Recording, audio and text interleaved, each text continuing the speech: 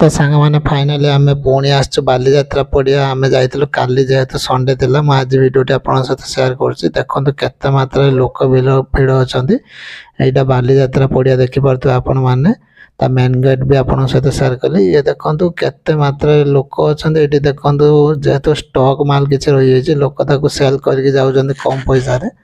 मात्र 5 टଙ୍କା नेखा गोटे प्लेट रखी प्लास्टिक प्लेट अच्छी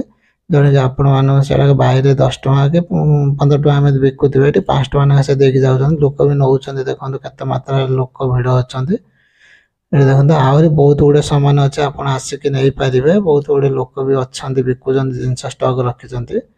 मुझे जेहेतु बुलायापी भिडियोटी बनईदेली आप सहित शेयर करने सांग मैंने मो भिडियो जब आप देखुं आपण भल लगे मत सपोर्ट पाए मो चैनल को लाइक कमेंट शेयर सब्सक्राइब कर दे सांग मैंने एति कही रखुची जय जगन्नाथ।